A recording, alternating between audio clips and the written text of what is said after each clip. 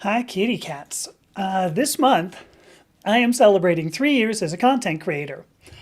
Now, I'm not going to say it's been easy, but it's definitely been rewarding.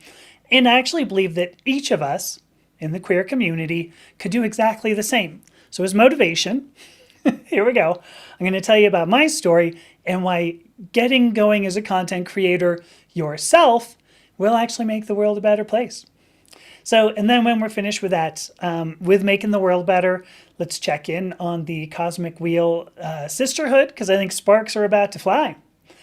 Okay, I'll do my standard little plugs here, my standard little opening plugs. I'm Dr. Amethysta Herrick. I am an author and a podcaster who discusses identity and gender from a scientific standpoint. You can check this link below down here for more information about me and the work that I do. That website you can see right there is purplepocland.com. You can follow me on all the social media networks I'm on, as well as read the articles that I've written over the past 3 years and view the podcasts that I've done in various videos. So if you like this content, and I have no reason to believe you shouldn't, then please consider subscribing down there again, purplepocland.com. You can get an actual subscription for as low as $5 a month, but if you sign up for the newsletter, you get pretty much the same thing. You just, you're not gonna support me financially, but you will get all the same sort of benefits there. I also publish articles and podcasts by other contributors, and I'm going to talk about this a little bit more today. So if you're interested in contributing your work about identity and gender, your original work, then I encourage you to email me through the contact page. And once again, that's going to be from that website, purplepocland.com, like you do. All right, let me say hello to everybody. I'm trying something new here too. I'm trying this this new chat thing, this new integrated chat thing. We're going to see how it works. We'll see what happens. But so let's see. So I see Genevieve. Hello, good to see you. Hi to all the magnificent queerdos, says Margie. I love that. Hello, Angela, and hello to my wife, Ildiko. Did I miss anybody? No, just me. All right. Choking myself there. All right, so today is it is the 5th of November in New Zealand. It didn't strike me. I was like, wait a minute, what the heck? It's here we go. Yeah, Margie says perhaps it's time to begin to observe Guy Fawkes Day in the United States. Yeah, agreed. I don't know, maybe. Because I was going to say, no, it's the 4th, but it is the 5th of November over there. So there you go. If you've watched V for Vendetta, you know exactly what Margie's talking about there. So, all right, so I'm going to talk a little bit about my story first. This November, so especially on the 1st of November, it turns out, marks a total of 3 years of doing content creation full-time. I think full-time is kind of maybe a bit weak of a word to use there, because as a content creator, well, as me anyway, you never really stop like trying to create something. I'm always trying to think of something else to make. Like any good goddess, of course, that is both beautiful and terrible. My life and the world around me is my work. So, I'll always have content. Yay! There's always growth and joy. And of course, I'll always have content. Boo! Because there's always something icky, that's going on somewhere. So hello Amber, as I celebrate 3 years of observing and commenting on, at least at this point, my transition progress from putting on my first estrogen patch to now, and then finally the changes in the world and politics over the course of really my entire life. I should probably take a drink there. As I celebrate these 3 years, I want to take a look back. This is kind of offering like a bit of a behind the scenes at everything that I've sort of done. Oh, thank you for the gift, Amber. Sort of a behind the scenes look at all of this, how I got started, what's kept me going, which is another amazing thing as well. But I don't want to just tell my story. So, I want to talk about why I believe this work is so important, not necessarily for me, for the world. It is very important to the transgender community, to the queer community, and to humanity. And so that's what I want to talk about, is my story, and then how it can be your story as well. And then, of course, I want to do some Cosmic Wheel sisterhood. It looks like we're about to get into an election, and I thought that was rather fitting. Because as well as being Guy Fawkes Day now in New Zealand, it is also Election Day here in the United States. So I'm going to tell you, polls are still open as I'm starting this stream. In fact, I guess they should be open until I finish the stream. So go vote. Let's make a difference here, because I recognize, even though it's local stuff, even though it's just local things, every vote is a voice that says we're not happy with what's going on. So let's do that. Go out and vote. Go out and vote. Also, I just wanted to point this out too. I don't see Thistle here. I see that, Margie. Give me a sec. I don't see Thistle here now, but she sent me a message a few days ago that said she's doing better. The doctor thinks she may be released soon, which I think is great. So I'm so glad, Thistle, that you're doing a bit better there. Hey, this little integrated chat thing is working. That's kind of fun. So let me see. Here we go. See, we all need to do our pole dancing, as Margie says it. Here's an interesting tidbit. Yeah, Sarah McBride was actually denouncing Republican antics on a news clip. It is kind of crazy. It looks like a lot of people are starting to denounce Republican antics. There's a whole video of Marjorie Taylor Greene doing just that. Hopefully you heard what I said there. Marjorie Taylor Greene. What the? So, it seems like maybe something's happening here, and that'll be good. All right, let me talk about, I just want to talk about how this all began. Why did I start doing this? How did I get, here? Now, I know that I've mentioned several times. It was on July 7th, 2022, I put on my first estrogen patch. Now I use injections. I much prefer injections, but at the time it was a patch. Part of that story is that I didn't expect much. Well, I'll leave it at that. I didn't expect much, and I wanted a low dosage of estrogen because I was afraid of irreversible effects. And I know you may be going, really, at this point? No, but, my thought was, what if I decide I don't like this? What if I decide I want to go back? Now, I think we all know, statistics on regret rates, for gender affirming care. But, it was young. I was young and dumb. Obviously, I responded very quickly to estrogen therapy and very strongly to estrogen therapy. Within a couple of weeks, and this was truly amazing, but within a couple of weeks, I felt differently enough to know I wasn't going to be going back. I certainly wasn't going to stop transition, which is amazing, within a couple of weeks. My head felt clearer. I felt better about myself. My body had already started changing, my skin was getting different. And so that was amazing. I loved this. It was the best thing that had ever happened. And agreed from Margie here. Listen, until you start HRT, until you start some sort of gender affirming care, I think usually you have no idea on whether you're going to want to go back.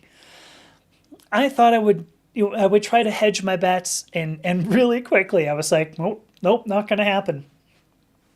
So, the question comes up too, was it just hormone therapy?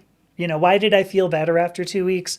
Was it just hormone therapy, or was it knowing that I'd finally begun to take care of all that pain that had been, sitting in the background for 52 years at that point? I don't have all the answers. I've written a bunch about it, but I think it was both. My biochemistry changed and my mindset changed, and together those made a virtuous circle of feeling that I was finally part of this world. And, I think anybody who's begun gender transition goes, yeah, I get that. That makes total sense.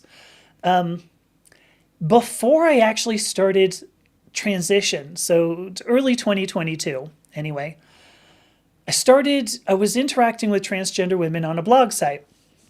So just like a public blog site. I'm not going to give any names here. But pretty quickly, I think it was maybe April, maybe May, and I don't, somewhere in that general area, I changed my screen name. I started using Amethysta as the screen name. And that's partly, for what it's worth, how I realized that the name started to work for me, which was, odd. So I started HRT in July. I'd been talking to people for probably 3-4 months, let's say, before I was just like hitting like, so okay, good, thank you. And then I started interacting with people when I changed my name. And then 3 months after I started HRT, I published my first article. And so this was on October 7th of 2022. I'm going to say flat out, I have no idea. I had no idea of what I was trying to do. I know that within 3 months, my desire to share just how amazing my experience had become just overpowering. Absolutely overpowering. And here's a great point. And Angela even brings it up. She says she never once thought that I wanted to reverse it. If anything, I regret not doing it earlier. Once I got there, yeah, it was kind of like, dang, I wish I had done it earlier. And then there are things that I go, maybe it was good I didn't. But hi, Ella, by the way, Ella Abyss. What else do I have here? All right. Had no idea what I was trying to do, but I know that within 3 months I wanted to share my experience. And, the more I thought about it, the more it struck me that, I kind of have a background that might uniquely qualify me to write about the transgender experience. And this is not intended to be something that makes me go, oh, look how great I am, because I think we already know that. But I recognized I have a background in molecular biology, specifically genetics, which I'm sure you've seen is highly misunderstood and highly weaponized by politicians against the transgender community. And then I have a background in analytical chemistry, which is, particularly statistics and experimental design, both of which are misused, highly misused, and weaponized against, well, pretty much all society, really, by politicians. So that's a bummer. I also had a career in software where I had personally experienced toxic masculinity all over the place. I had also had a career in management where I learned how to communicate in ways that at least I thought were persuasive. But I also have this lifelong love of learning and teaching. So I wrote, and it was a weird thing. My first article was on October 7th, and over the next 3 weeks, I published something like 10 or 12 articles. It was a strange thing. Once I started, I really threw myself into it. I like this too. So Margie says she decided within microseconds of my over-reinforced egg exploding that I was committed to it for good. The thing is, I was pretty sure, I don't think I'm going to say that. I figured I was probably going to transition, but I wanted to start gently, just as Margie said. I initially figured I wanted to start gently because it's like, well, I don't know what's going to happen to me. What if it's good? What if it's bad? So I went with, being cautious at the very least. So, I didn't, right. So Ella, you're almost at a year. Woo! Tell them what day. I'm curious. What day was it that you started? So that we can remember it on, when it happens. Okay, let me go back to my story. So I started writing this. So this was October. This is like the end of October. What surprised me as I'm writing these things, because first of all, I'm surprised that I was writing. That was kind of it was not something that I ever wanted to do. It was never something that I, expected to do. So what really surprised me was that people subscribed to me. They read what I wrote and they wanted more. even though I had started the whole thing off just trying to understand myself and share, my happiness. It turned out that the topics I wrote about just happened to be kind of timely. I mean, politics were ugly. They were only getting uglier, right? As we went into 2023, as I was writing, the presidential election started getting into full swing, right? There's a whole lot of all kinds of things going on. And conservative rhetoric had never been nastier that I had seen in my life against the transgender community, against the queer community.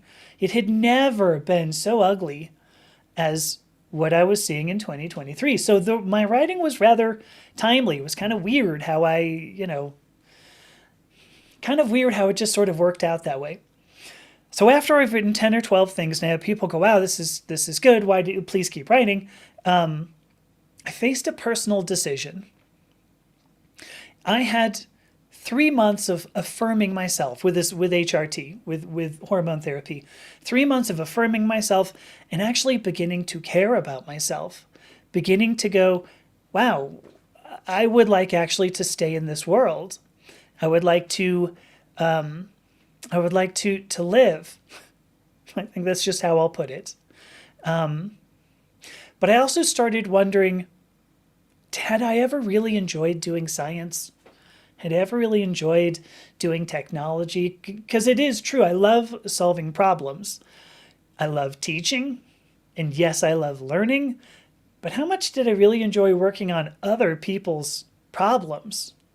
Because I could be passionate about other people's problems and, lead teams through it, be successful, getting through it. And at the same time, I could just not give a crap, not really care at all about the actual results. So I decided that I was going to take a leap. Not knowing at all what I would do, what I really wanted to do, I had the opportunity to take some time to find out. And I thought, well, I'll take a month. I'll keep writing. I'll keep thinking. And 1 month turned into 2, turned into 3, turned into 6, turned into a year. But when I took that leap, I decided that on November 1st, 2022, so now 3 days ago, 3 years and 3 days ago now, I retired from software and technology to devote myself to writing. At least at first. All right, now I have to look at some of these comments because you guys are talking about fun stuff, and oops, that's not it. There it is. What do we got? So Ella says, where was it? Oh, okay, a year on December 15th. I'll try to remember that. Remind me. Angela, you've said this, and I know there have been some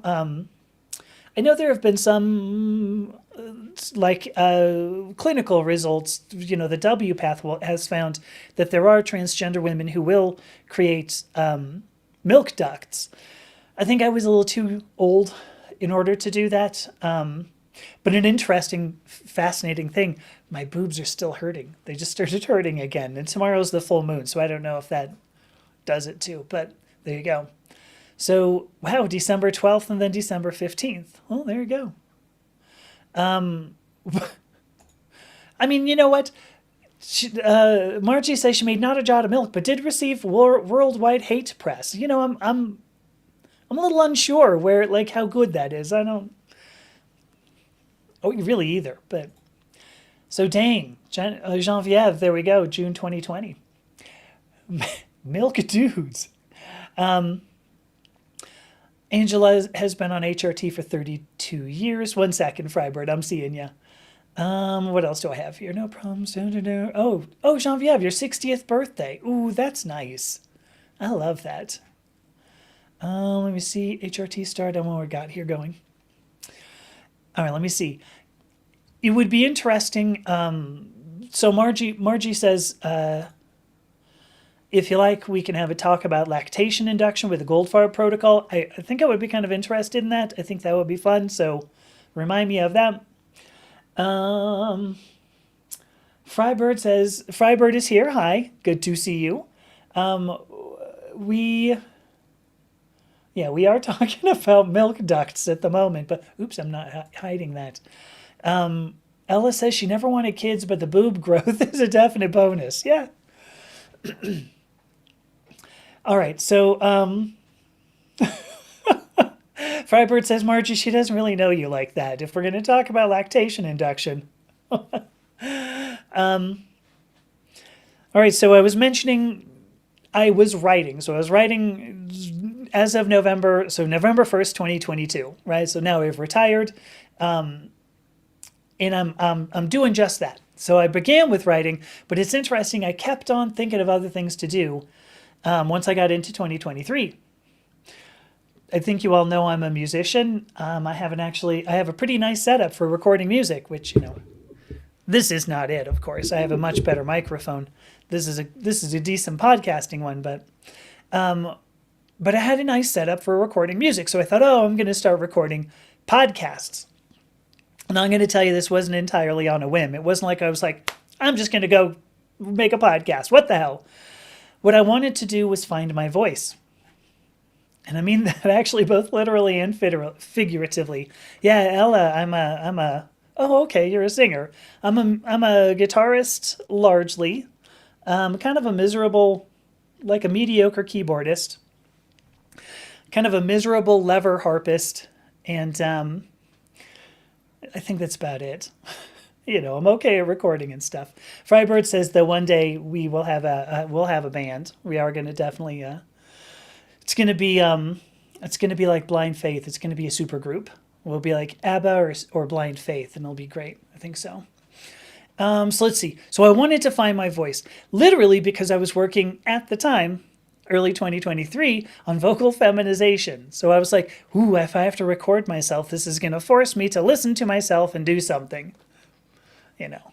Sometimes I got to admit, it's hard for me to do something halfway. And so anyway, but figuratively as well, I was still kind of deciding like how to write, like what style, I wanted, how I wanted to write, what topics I thought were going to be really my niche. And so I thought, I'm just going to start doing interviews, because interviews are a great way to learn about other people. And I thought that was important. I'm thinking about identity. And so I'm like, I want to talk more about identity. Let's do it. So I started doing interviews. So sometime in 2023, I built the confidence to speak only with my voice. I did a podcast just on my own, and now you can see I'm doing live streams where I just sit here and prattle. Interviewing was fun, obviously. Interviewing others was fun. There's no doubt that I still enjoy that because I still do it, right? I still publish podcasts, which I'm sure you've seen. But I realized there was so much more of my own thought to express, especially given what was going on in the world. So I'm writing about the origin, the nature of identity, as developing a theory of identity. Writing about the origin and nature of identity, developing a theory of gender, and then finally applying the consequences of both to society. What would that mean? So those are big topics. I spent pretty much all of 2023 and going into 2024 developing those thoughts. And then finally, in 2024, I got into video. I'm going to tell you, I never wanted to be on video because I always hated how I looked in pictures, on video. Now, I get it. This is a common experience in the transgender community, right? Most of us have like this very small handful of photos that we're even okay just sharing. Somebody goes, what do you look like? You go, well, here's something from when I was 17. And people go, well, you're 47 now. Have you changed? And it doesn't make a difference. Here's a picture of me when I was 17 that I thought I looked all right. And that's what you're going to get. But by early 2024, I don't know if it was so much that I was confident with my presentation. I was just confident that it was like, listen, there's things to say, there's stuff to do. And I was confident enough in what I was doing that I did take that next step. So I'm about 20 minutes into this. This is my story up to up to now. This was my story. And for what it's worth, like, that pretty much gets me to here. Doing live streams, twice a week, doing all the things. Oh, Ash is here. Hello, Ash. How are you doing? Oh my gosh, it's that Ash. Wowzers. Oh, how are you doing? I hope you are all right. I still see you occasionally on one of the platforms there, and I worry about you. I hope you're okay. Hi, Brenda. Brenda Tomlin, Oregon Cat Lady. I love that. All right. So this is the end of my story. I got into live streaming or whatever.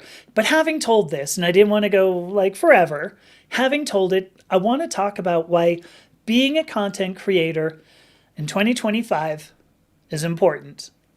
Because I think it's very important.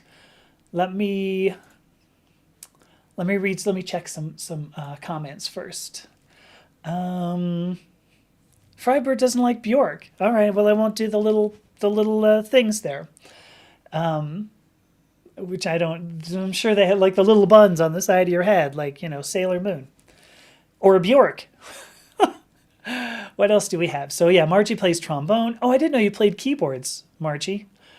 Angela says her singing voice. I don't know. Frybird, you said no like Bjork. Oh, like Bjork. Oh, you're sorry. Gotcha. I gotcha. All right. Anyway, Angela says her singing voice is like a cat on heat. I would say the same about myself, but and I gotta agree. I think we're always going to. We would be a stupor group here, no doubt. But all right. I take it back. Frybird loves Bjork. Sorry. I do love this. The okayish guy to hot mama pipeline. I think that is a huge thing. There's no doubt that as I went, through a couple of years of HRT and then, all the other things, right? All the social transition stuff, all the other medical transition stuff. I mean, like, there's no doubt that at some point I would look in the mirror and I go, yeah, well, there you go. I would take a picture now, because everybody here, I'm sure, or everybody who's transitioned here has like, there's like this really huge inflection point. There's this inflection point where you're like, I'm taking no selfies whatsoever, because a selfie is like the mark of the devil. There's no way I'm never going to take a selfie. And then at some point you're kind of like, oh, I got a cute hair day. And then you're doing this all day. You're like,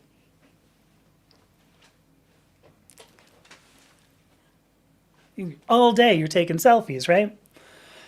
Because this is just what we do. It's at some point we're like, this is great, love it. Anyway, so let me go back. What the hell was I talking about? Oh yeah, why is being a content creator important? Before I do, I suppose, let me do my station identification. Once again, I'm Dr. Amethysta Herrick. I talk about identity and gender, and tonight what I'm going through is talking about how I became a content creator and why I think you should be one as well. So here we go. I think everybody should be one, and I'm going to start with the downside first. Okay? There is a downside to putting your voice out there. You become vulnerable. Very vulnerable. Unfortunately, there's no way around that. You're kind of stuck. If you put your voice out there, somebody's going to listen to it, and it's going to go, and some people are going to go, oh, I love that. And then many other people are going to go, that's the dumbest thing I've ever heard. I can't believe how dumb that is.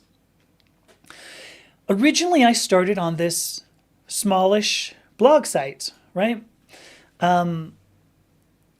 When I went from this smallish blog site to video streaming platforms with literally 1 billion people on it, I found that the hate that I received increased like exponentially.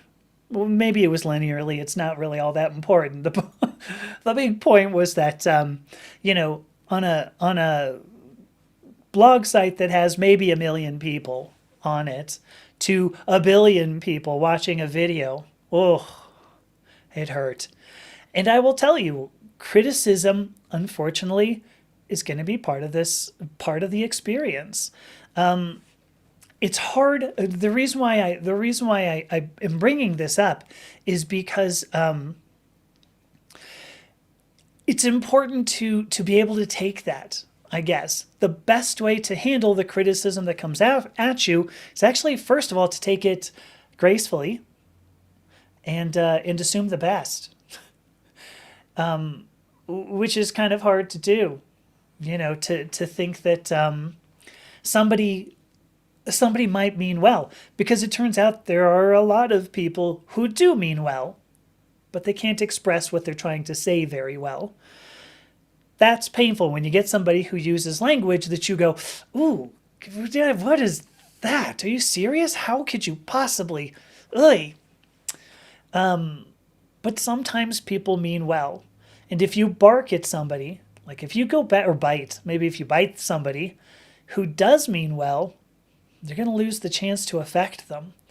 So even though it's hard, even though you go, ugh, I don't want to answer this one more time, it's important that you handle criticism gracefully. Assume the best first. Assume the best. Now, that being said, there will come a time that you will probably determine somebody doesn't mean well. If you've watched this live stream if you've watched this live stream long enough, you know very well sometimes the hate comes out. I get some really ugly people. Ugly comments. And so what you have to do there is, these, depending upon the streaming platform, or depending upon the platform where you put your content, you report them, you block them, and then you let them go. You move on. You are not going to save every person out there. You're just not going to do it.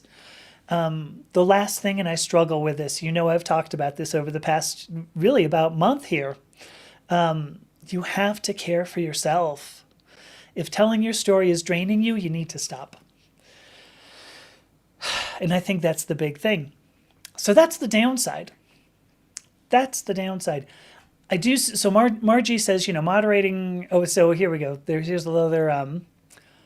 Angela says 35 years ago when she transitioned, there were no selfies. See, like, that's kind of nice. Like, part of me, when I was, when cell phones and all that came in, whatever, the smartphones came in, I was like, oh my gosh, I was really kind of enjoying not having to have my picture taken. Because I always hated it. Oh my gosh. And I had this fake smile that my wife was like, that's a fake smile. I'm like, I'm not happy. So, yeah. I was like, oh, selfies are the stupidest things ever. And then I go walking somewhere. I'll be like walking back. Oh, look, purple flowers. I just got to do it. What was the other thing I was going to do? So Margie's got a great point here. I'm going to show the other one too, Margie. But moderating comments in general is sometimes tricky. Sometimes it requires restraint. Sometimes, sometimes you'll end up silencing somebody. For what it's worth, I've had three people reach out to me and say, yeah, you have horrible mods. They dumped my questions. Now I'm reaching out to you privately. For what it's worth, one person, I ended up reporting, blocking, and moving on. So it was not, the restraint was not necessary there. And then, I have a couple of others that we had a little bit of a conversation and then it went away.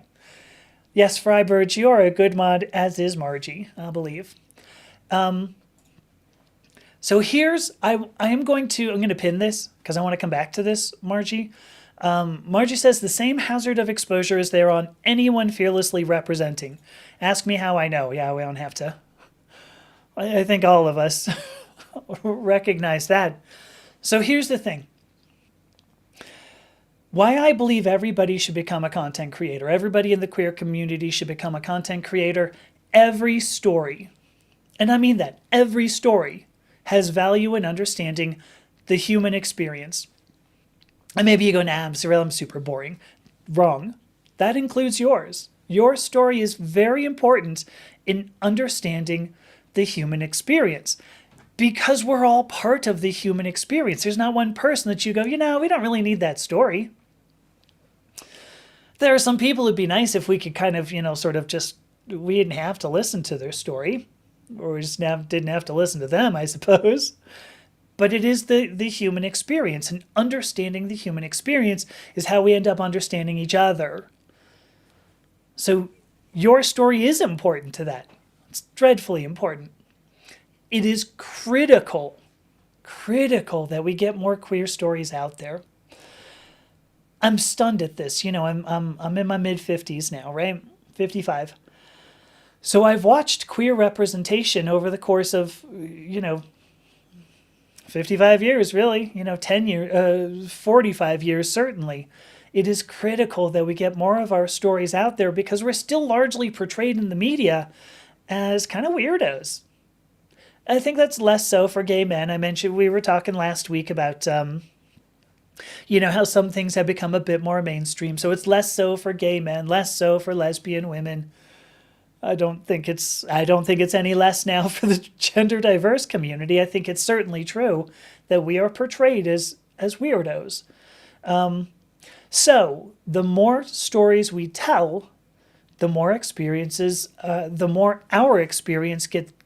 Jeez, I'm really struggling with talking today. The more stories we tell, the more our experiences are seen as common or even typical. You don't give up. And when I say this, by the way, because I have once said, what we want to do is show that being transgender is normal. And I've had people go, oh, no, because I want to be very special.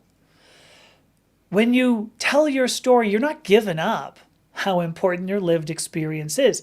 What you're doing is contributing to a greater understanding of life on this planet. Each of us is unique. Each of us has a brilliant story to tell. And each one of our stories is typical. Each one of our stories is common in the sense of set theory to the human experience. So you're not giving up how important your lived experience is. You're telling it and making it bigger, brighter, contributing to a greater understanding. So if you want to, here's the thing, if you want to make the world a better place, I sound either like Michael Jackson or Mabel Mora on Only Murders in the Building. If you want to make the world a better place, tell your story and show how diverse growing up human can be. It's as easy as that. And of course, dealing with hate. That's why I put this last, right? Where can you go to do that? Well, there are several blog sites out there. I'm not going to name them. There are several sites you can go that if you pay some money, you can publish your stuff. You might even get paid back for them. There are other blog sites where you can just charge memberships or make everything free. It doesn't make a difference. And of course, I already said I would love to publish your work as well. Hey, Vesper. There are many video streaming platforms. I'm going to tell you why I ended up, aside from the fact that I gained the confidence to come and have darts thrown at me, while I'm in a live stream, there is a reason why I stick with video streaming at this point, or, video content at this point. Let me just keep with the video streaming platforms. The benefit of these platforms is they literally will do marketing for you. What does that mean? If you can tell the platform what your content is about consistently, and if your content is largely consistent within a niche, the platform's going to find people who would want to watch it and give it to them. And maybe they'll watch it, maybe they won't. But the point is, you don't have to search for that market. What you have to do is tell the platform what your content's about. So when you hear the words like the algorithm, that's how you make it work for you. It depends on what it depends on what the platform is. There are some platforms where the algorithm is just, friends of your friends and friends of theirs and things that they liked, your friends that they liked. And, there are some algorithms that are like that. Meta platforms are like that. The bigger video streaming platforms, Their algorithm is designed to find people to watch your content. No kidding. There are plenty of books on how to create content, how to promote it. If you want to, ask me and I will recommend some. But as long as we're going to make the world a better place, now I will quote Mabel Mora, because one of the things that Mabel says on season 5 of Only Murders in the Building, she says, if you want to make the world a better place, stop making it worse. I think that's number one. Don't just make content that calls people jerks and be done with it. You don't need to parrot your party's line. Contribute to the conversation if you can. And this took me some time to figure out. If you can't, I think it's actually better if you don't. Contribute if you can, but if you can't, just don't. I know that sounds a little bit like, what the hell was it, Thumper? If you don't have anything nice to say, don't say nothing at all, however that goes. I do believe that telling our stories is important, but telling our stories doesn't mean like seeing somebody else and going, that person's a jerk. I wish this person wasn't such a jerk. So that's first. You want to make the world a better place? First, stop making it worse. And then second, lift people up. I wasn't kidding when I said that these video streaming platforms have 1 billion people on them. 1 billion? That's a lot of people. There are so many people on these platforms. This is not at all a zero-sum game. Lift people up. Because here's the thing: if you make content and you put it on one of these sites, more content means more people watching content. As long as it's good, More content means more people who watch. More people who watch mean more advertisers. And if you want to say, well, video streaming platforms are trying to do you a favor, no, they're trying to sell advertising because that's, what they do. That's why they have this vested interest in finding people to watch your content, because if they find people who can watch your content, they can serve ads to them as well. So more content means more people watching, which means more advertisers advertising, which means you might even be paid to create content. I won't kid you, it's not much. It's not very little, but so lift people up. Follow your friends, make new ones, like and share, tell people about them. And if you are only curating content, I'm going to say only, if you're only saying, wow, look at this person's really great, there is still so much value in that. Keep doing that. Anyway, so here we go. Make the world a better place by stop making it worse. Lift people up, and then finally find your voice and use it. I guarantee you have a unique and a beautiful story. Nobody, excuse me, coughing. Nobody else is like you. Nobody else can live your story. Nobody else has your experience. Lean into being who you are. And here's the big one. Show that you love who you are. Because if you do that, people go, how about that? It's part of the human experience. This person's not upset being who they are. Isn't that amazing? All right, I'm going to wrap this thing up here. I said last week, I think it was last week, that those people who challenge social norms, change society. That's the only way that society changes, when we challenge social norms and then have somebody go, yeah, why do we have that social norm? All right, let's reject that one. And then society changes. All of us, every single one of us in the queer community challenges social norms. So believe it or not, all of us in the queer community, it's up to us to teach the world how to do better. So that was all I had to say tonight. I'll go through some comments here, but I will say, I hope anything that you got, if you got anything from this, I hope you'll go, yeah, maybe I will have to go and, put some of my content out there. So let's go out and make the world a better place. There you go. Let me look at some comments here. I'm curious what comment you pinned. Trying to figure it out, Frybird. What comment you pinned? Frybird says, "Put your own life jacket on first." Geez, let me just head do a real cough here. Hang on. I'm back. Yeah, put your own life jacket on first. Don't. There's nothing worse. I think there's nothing worse than when you get pounded by something, and you just want to fight back at somebody. Care for yourself for sure, and make sure that you don't get torn down by jerky people, because there will be a lot of jerks. Frybird, I'm okay if you don't make content. She says she's a mess. She'll tell her therapist, but I swear. You want me to squawk like Michael Jackson? Squawk like you own the building. That was a good pep talk. Thank you. All right, what else do we have here? So here we go. This was now to return to this, because I wanted to return to this. Thank you, Margie, because it's a beautiful comment. When you are representing fearlessly, that's when your story is the most potent. When you represent yourself as yourself, it's when you are at your most potent.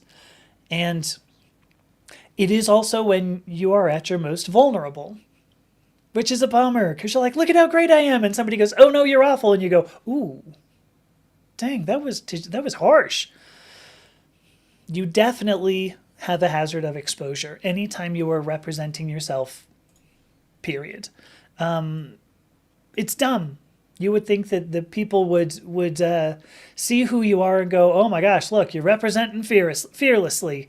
And no, you get ripped up. And sometimes it's in a good way. Nah, I'm not going to say it. I mean, maybe I will. Let me see. What else do we have? Wait, what? Oh my gosh. Margie says there was the time that I got clobbered by accident. Yeah, she's talking about me when I was doing some moderation, and I went to click on a guy, just, because I'll own this. I went to go click on a guy who was a jerk, and just as I went to click on it, it popped up. So I clicked on it and put in timeout or something like that, and then I was like, oh no, that was Margie. Oh my gosh. And I felt really terribly. So I'm going to say it again. But Vesper says she's been experiencing that a lot. I assume the hate you mean, Vesper. She's saying she's not fully out, but she wears pride pins, and her patients see it. The other thing that Vesper says, though, it helps them feel comfortable talking to her when they otherwise struggle with hospital staff. There was I can't remember what it was, like Finland, I think it was. The government of Finland put out a commercial for Pride Month that like anytime I saw it, I cried. I mean, I cry pretty easily now, but when it was a commercial of like people getting into a cab or something like that, right? And you see the guy looks in his rearview mirror. It's two girls who are a couple, and you see this guy look in the mirror, and they're like, oh, they pull their hands apart.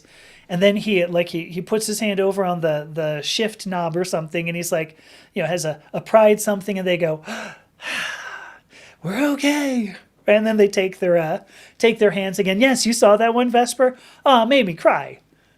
Because there's another one, because there's like, they show like two older men, I think.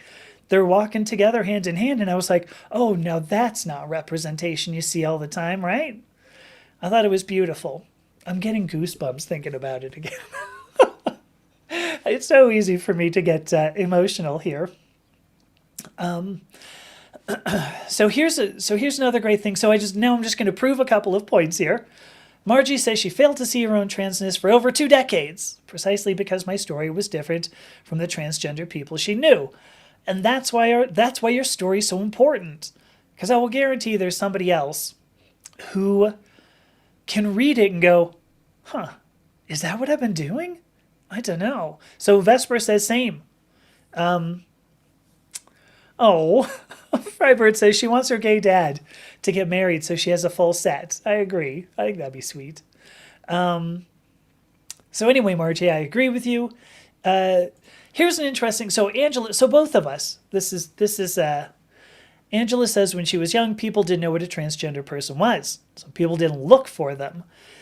Yeah, agreed. When I was a kid, like that was not even. And Angela, I know you're a bit ahead of me, but we just didn't have that insight. In some ways, I go, well, this is great. My kids these days. I hate to sound like I'm saying that, but kids these days have it better. People do talk about gender, and that's awesome. I think that's amazing. So, and then I don't. Nice purple pause. Thank you. I will say Duke. I'm not really sure how. I think that's just like a French word, and I don't know how to do French very well. Anyway, I think that's cool. This is why the more stories we tell, the better people come to understand who we are. And I think, for what it's worth, I think it's a really huge. One of the things that I like to talk about, ultimately, if nothing else, is talking about how things changed, during transition. And I should say this like professionally, right? Because I can think about, how I was professionally and personally, how things were when I was presenting fully masculine and then how they were presenting fully feminine, because that's a tremendous story. You have people go, oh, there's no such thing as the patriarchy. Oh, there's no such thing as like gender discrimination. And you go, okay, sure. Let me tell you a couple of stories here. Minnie just got here. Hi, Minnie. Because Minnie can tell you those same stories, I bet you. Right?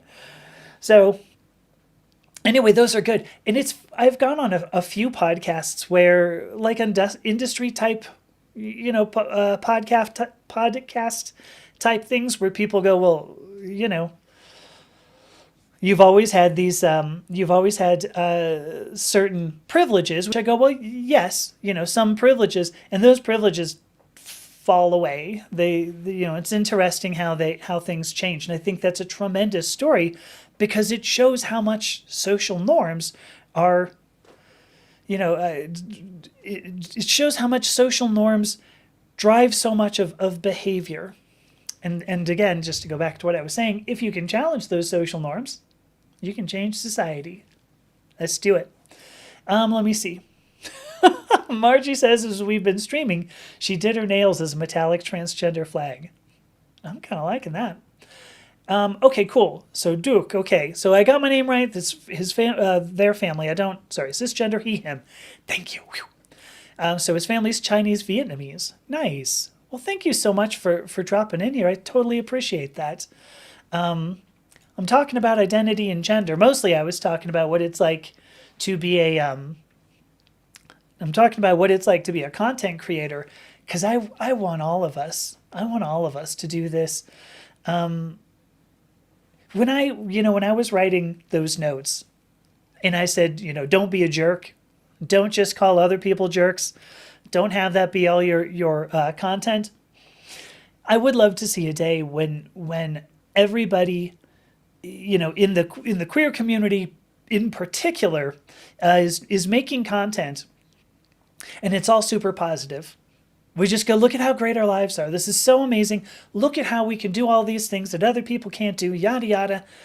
I would love that, because I think, all of a sudden you're going to have people who are being vitriolic toward us. And then we just go, yeah, you know what? I'm doing really well. I'm sorry you're unhappy, but geez, I'm doing pretty well. So I don't know what's the point with you. You're not making anything better. So anyway, there you go. So that's why I think we should do this. So let's see. Oh, so Duke, you're in Chicago. Cool. That's fun. Let's see, what time is it? Okay, 5:54. I got to tell you, I didn't think this was going to last this long. Sometimes I kind of want to apologize that I'll go on for like way too long, and then I don't know. But here we are. So what I'd like to do, I'm already feeling like my voice is going a bit funky. So I'm going to pull out pull this guy out. That sound is so much more, lascivious than it needed to. But there you go. I'm going to take a break, and when we come back, I will start Cosmic Wheel Sisterhood. I'll use my little, whatever we call this thing. I think we just called it I don't know. Anyway, going to use that 5 minutes. I will be back. I do see, however, that Frybird is saying she's not okay. She's trying to be better. We can talk. We should talk. Because I'm sorry that you're not doing well. Because that's what that's what's important. To me right now. Let's figure that out. Here's a neat thing too. By the way, I didn't realize this. So this week is Ace Week. Okay, I didn't know that. I know that we're going into transgender. Is it just Remembrance Month? Well, I know we have Transgender Day of Remembrance at the end, but there's something all through November which is escaping me, which shouldn't, because that's my people. But so now we have Ace Week. That's cool. So on Halloween, there's the thing. How do you dress up like that? I wonder. Are there going to be people dressing in costumes and going? Somebody goes, well, so what did you dress up as? And you go, well, I dressed up as myself. I'm just asexual. And they go, I have no idea what that is. And you go, great, I have a learning or a teaching moment. So I think it'd be beautiful. All right, sorry, going to take 5 minutes, come back with Cosmic Wheel Sisterhood, and, do some silly voices, and we'll see. Because I really am, we just did this whole thing where it's like, well, define our platform. And I'm like, well, now we have to debate people? What the hell's going on? This game has gone from sort of being, I thought this was going to be really obvious to, wait a minute, now we're running for the leader of the coven. What in the hell? So there you go. Hey, are you, well, now I got to ask, are you in this podcast series? Do you do this podcast series, Duke? Because I'd love to talk to you. Not about, you could, you could come and do an interview or something. That could be fun. Anyway, going to take a break. You answer me. And we'll do it then. All right, be back in 5.